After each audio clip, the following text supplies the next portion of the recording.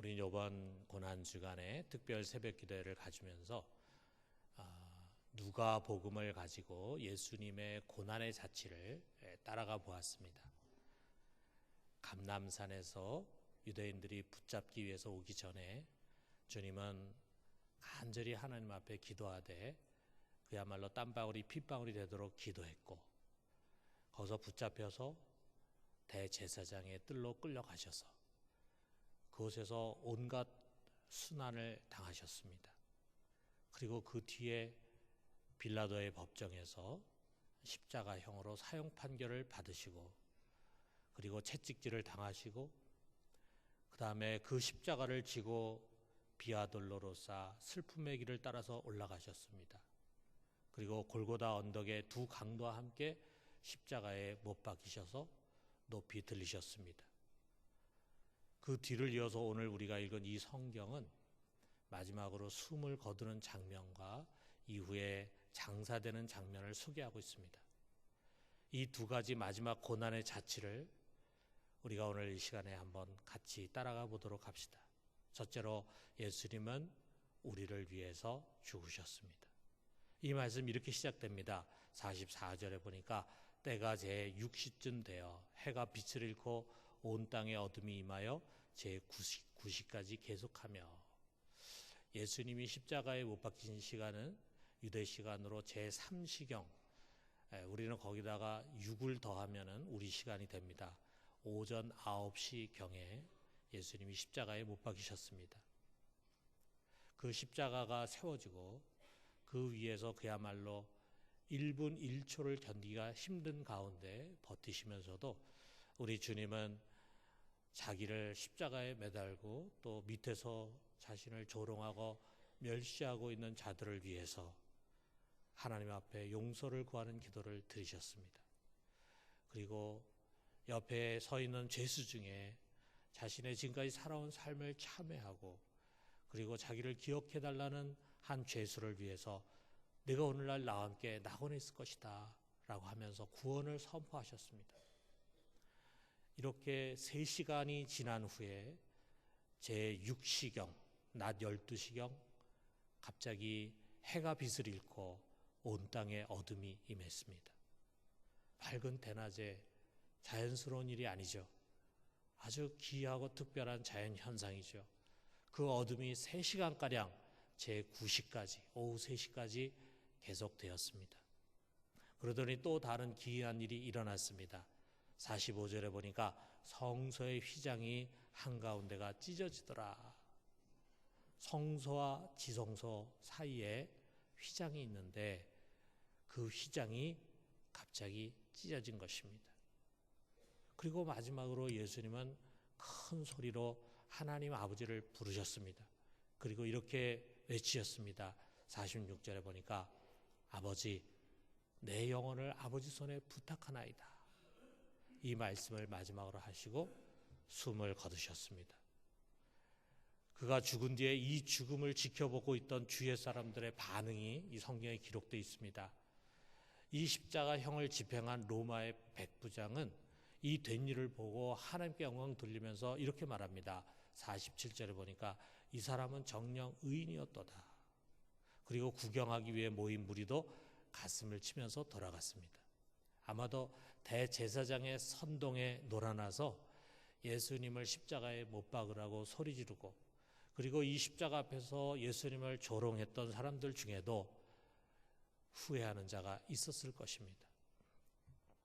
자, 오늘 우리가 읽은 이 본문의 예수님의 죽음에 관한 이야기 속에는 그의 죽음이 무엇을 의미하는가라고 하는 것이 담겨져 있습니다.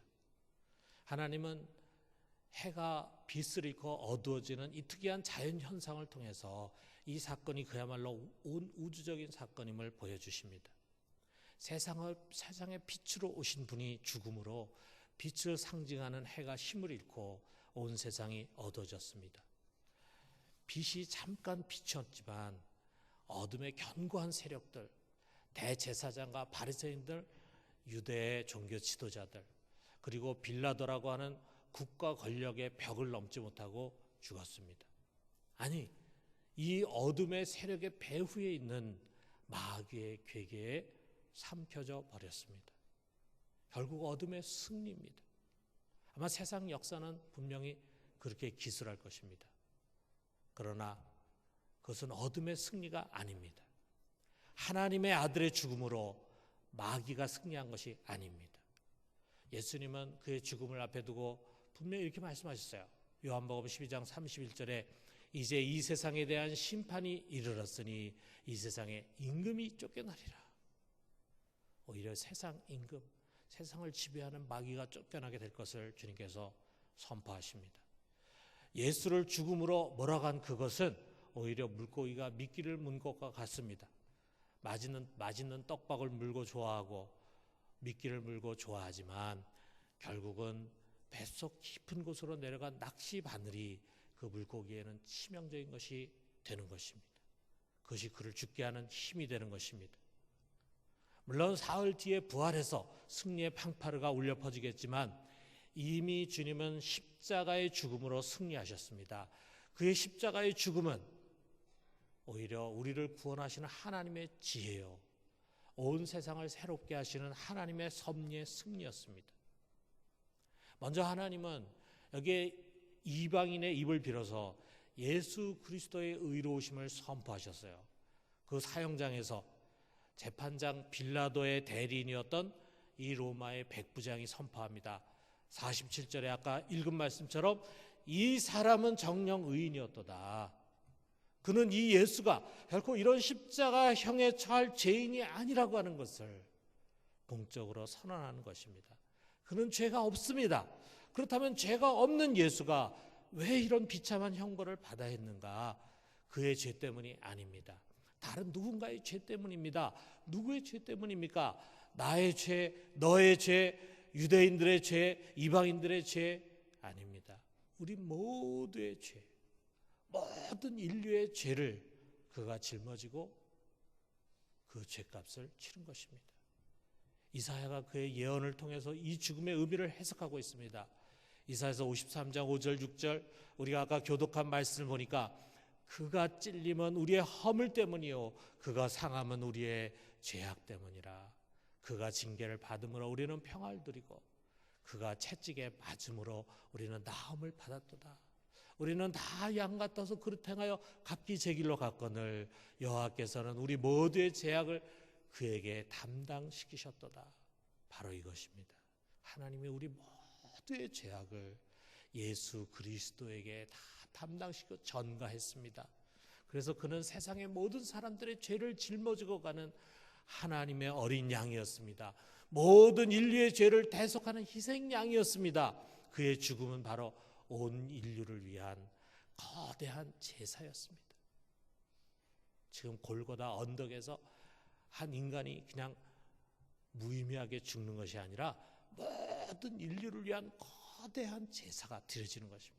여러분 구약에 보면 이스라엘은 여러 제사를 드렸지만 1년에 딱 한 차례 대제사장이 모든 이스라엘 백성들을 위한 제사를 드렸습니다. 모든 이스라엘의 죄를 짐승에게 짊어지게 하고 그 짐승을 희생 제물로 삼아서 그를 죽이고 피를 흘리게 했습니다. 그리고 그 피를 가지고 대제사장이 성소를 지나 휘장을 걷고 그 안에 지성소로 들어갑니다. 아무 때나 들어갈 수 있는 것이 아니라 1년에 딱 한 번만, 그것도 대제사장만 그 지성소에 들어갈 수 있었어요. 그 지성소 안에는 언약궤가 있는데 법궤라고 하는데 그 언약궤 위에 시은자라고 하는 곳이 있는데 속죄소라고도 하고 시은자라고 하는 곳이 있는데 그곳에 하나님이 임재하신 곳입니다. 대제사장은 그곳에 나아가서 임재하신 하나님 앞에 이스라엘을 용서해 주도록 긍휼을 구하는 것입니다. 예수님도 이스라엘을 위한 대제사장이 아니라 온 인류를 위한 대제사장으로 인류의 죄를 대속하기 위해서 영단번의 제사 한 번 드리지만 그 효력이 영원한 영단번의 제사를 드리셨어요. 그 제사의 희생제물은 소나 양이 아닙니다. 자기 자신의 몸입니다. 그 몸을 나무 위에 매달아 하나님으로부터 저주를 받음으로 우리의 죄값을 지불했습니다.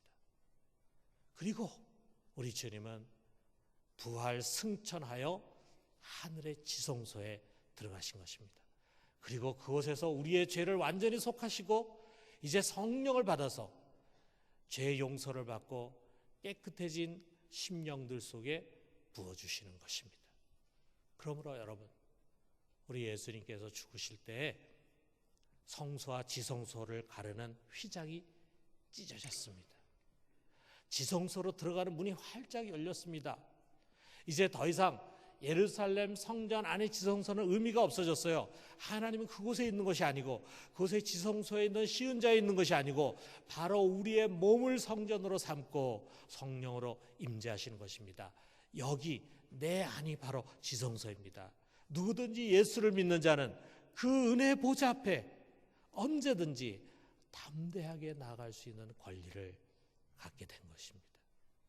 여러분, 성소의 휘장이 찢어지는 이 통쾌함, 그것은 새 언약의 시작이고 새로운 나라, 곧 하나님 나라의 도래입니다. 아울러 옛사람이 죽고 새 사람으로의 거듭남입니다. 이 성소가 찢어지는 순간, 성소의 휘장이 찢어지는 순간 마귀는 힘을 잃고 만 것입니다. 더 이상 인간을 지배하고 점령할 근거를 다 잃어버렸어요. 골로새 2장 15절에 보니까 통치자들과 권세들을 무력하여 드러내어 구경거리로 삼으시고 십자가로 그들을 이기셨느니라.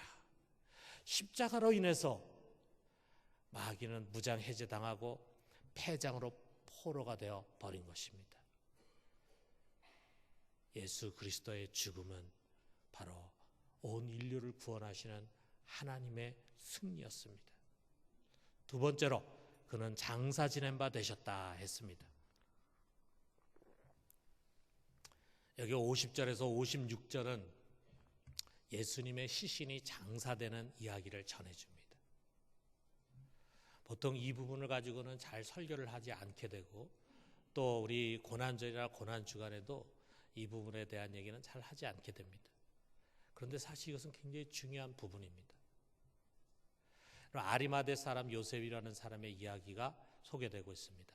그는 산헤드린 공의의 공의원인데 아주 선하고 존경받는 자로 하나님의 나라를 기다리는 자라고 했어요. 그는 예수 그리스도를 죽이기로 결의한 산헤드린 공의의 결의의 과정에 참여하지 않았습니다. 직접 거기에 가지 않았다라고 하는 얘기인지 찬성하지 않았다라고 하는 얘기인지 모르겠지만 그는 결코 예수를 죽이는데 같이 결의하지 않았습니다. 그런데 그가 당돌하게 빌라도에 가서 예수의 시신을 달라고 요청했습니다. 본래 이렇게 정죄를 받고 사형당한 죄수의 시신은 일반인에게 주는 것이 아닙니다. 그런데 빌라도가 어떤 연유로 이 시신을 내주었는지는 우리가 알 수 없습니다. 어쩌면 이 요셉이라는 사람을 알고 있었을지 몰라요. 그의 됨됨이라든지 또는 그가 이스라엘 사람들에게 존경받는 사람이라는 것을 알고 있고, 그래서 그가 요청하기 때문에 줬는지도 모르고, 아니면은 빌라도가 이번 재판에 대해서 뭔가 깨름직하고 자기 마음속에 미안한 마음이 있기 때문에 예외적으로 허락을 해서 그 시신을 내줬을지도 모릅니다. 어쨌든 요셉은 빌라도의 허락을 받고 예수님을 십자가에서 내려서 무덤으로 모셨습니다. 아무도 장사한 적이 없는 빈 무덤이라. 아마도 이 부자인 요셉이 자신을 위해서 준비한 것일지도 모릅니다. 이것을 이사야서가 이렇게 예언을 했어요. 이사야서 53장 9절에 보니까 그는 죽은 후에 부자와 함께 있었도다 그랬어요. 사해 사본에는 이렇게 돼 있습니다.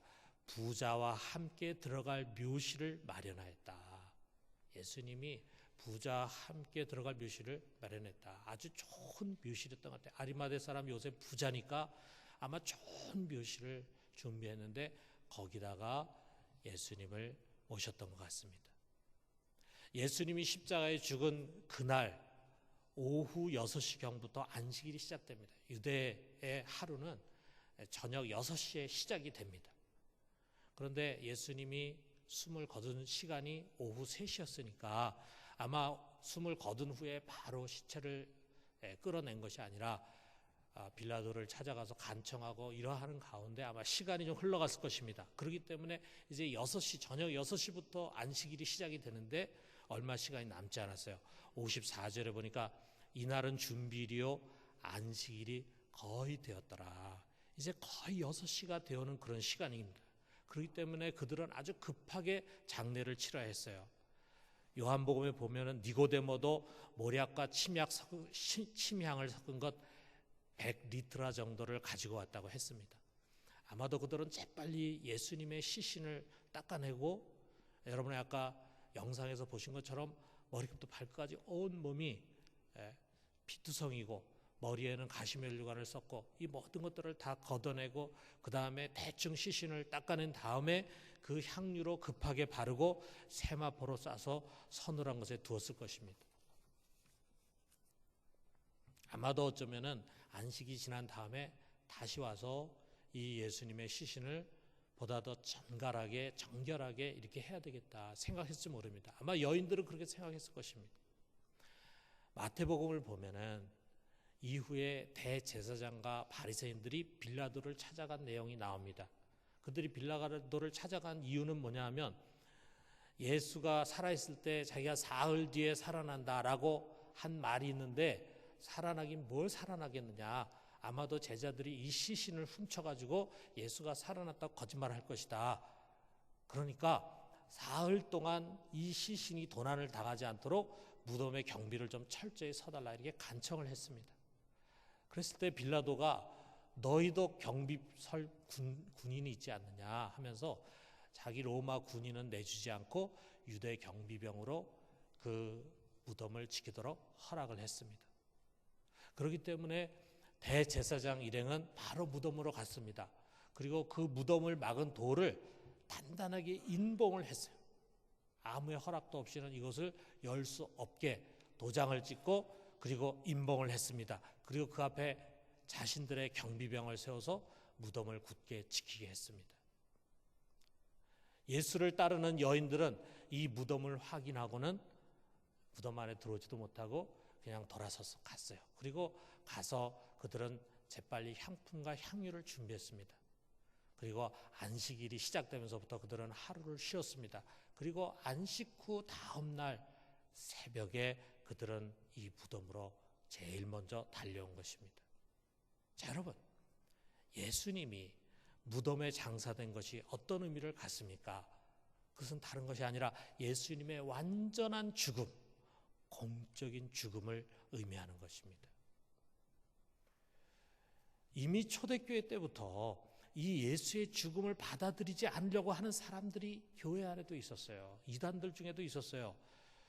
그 예수가 누군가, 그는 하나님이시고 영적인 분이시다라고 하는 것을 강조하면서 그의 육신의 죽음을 상징적인 것으로만 이해하려고 했습니다. 후대에 자유주의 신학이 나오면서 부활을 부인하는 사람들 중에는 이때 예수가 완전히 죽은 것이 아니다, 그냥 기절했을 뿐이다 라고 이야기하는 사람도 있었습니다. 그러나 그가 무덤의 장사를 지냈다고 하는 것은 그의 죽음을 공적으로 선언하는 것입니다. 여러분, 우리가 지금도 고인의 장례를 치르려고, 돌아가신 분의 장례를 치르려고 하면은요, 그냥 이분이 죽었다, 그러니까 죽었으니까 우리가 장례 치르자 이렇게 해서 치르게 되면 큰일 납니다. 장례를 치러보신 분들은 알겠지만 고인의 장례를 치르면 먼저 의사가 그의 죽음을 조사하고 시인해야 합니다. 그것이 사망진단서입니다. 사망진단서가 없으면 입관을 할 수가 없습니다. 장례를 치를 수가 없습니다.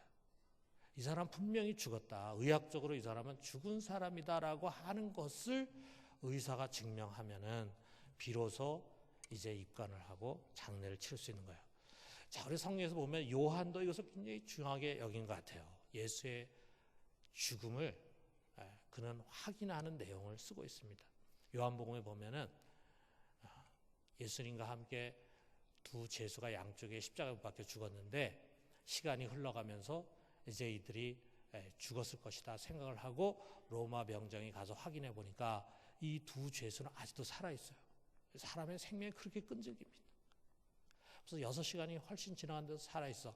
그러니까 로마 군인이 그때는 이들이 시해를 베푼다고 너무 고통 속에서 헉헉대니까 다리를 꺾었습니다.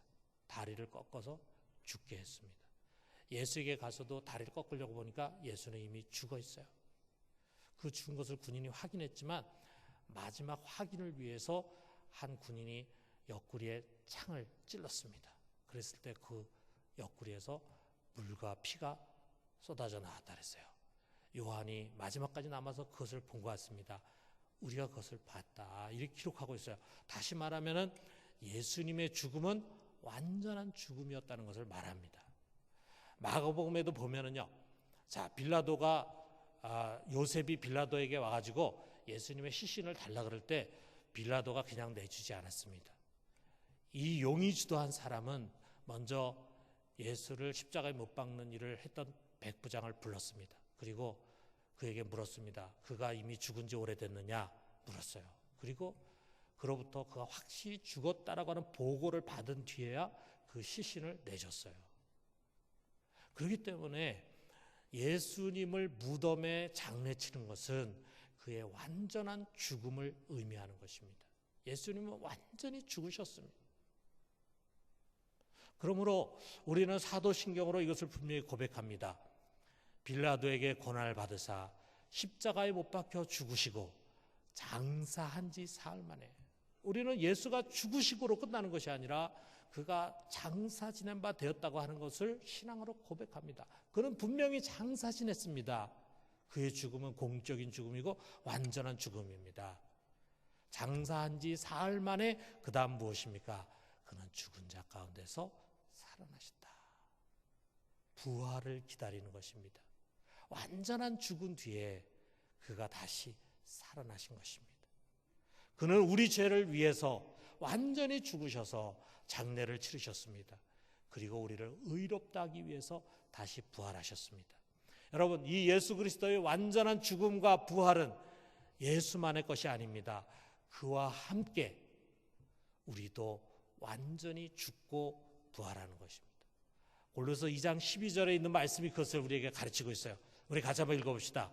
너희가 세례로 그리스도와 함께 장사되고 또 죽은 자들 가운데서 그를 일으키신 하나님의 역사를 믿음으로 말미암아 그 안에서 함께 일으키심을 받았느니라. 여러분, 너희가 세례로 그리스도와 함께 죽고라고 말하지 않습니다. 너희가 그리스도와 함께 장사됐다 그랬어요. 누구든지 예수 그리스도와 연합하는 자, 그를 믿는 자, 그의 이름으로 세례를 받은 자는 그와 연합하는 것입니다. 그래서 예수님의 죽음과 같이 그의 옛사람이, 우리의 옛사람이 이 세상에 대해서, 죄에 대해서 완전히 죽어서 장례를 치르는 것입니다. 여러분, 이 자리에 앉아서 예배드리는 분들 중에 진정 예수 그리스도를 믿고 세례를 받고 거듭나신 분들은 여러분의 옛사람은 이미 죽은 것입니다. 이미 다 장례를 치렀어요. 완전히 죽었습니다. 그리고 예수가 부활하심 같이 우리는 새로운 피조물로 살아나는 것입니다. 하나님께 대해서, 의에 대해서 우리는 살아나는 것입니다. 사랑하는 성도 여러분, 예수 그리스도는 우리를 위해서 완전히 죽으셨습니다. 십자가의 고난을 기꺼이 감수하셨습니다. 여러분, 우리가 이 은혜를 잊지 말고 항상 감사합시다. 무엇보다도 그분의 이 죽으심을, 그분이 다시 오시는 그날까지 이 세상 속에서 증거하며 사는 우리 모두가 되기를 주님의 이름으로 축원합니다.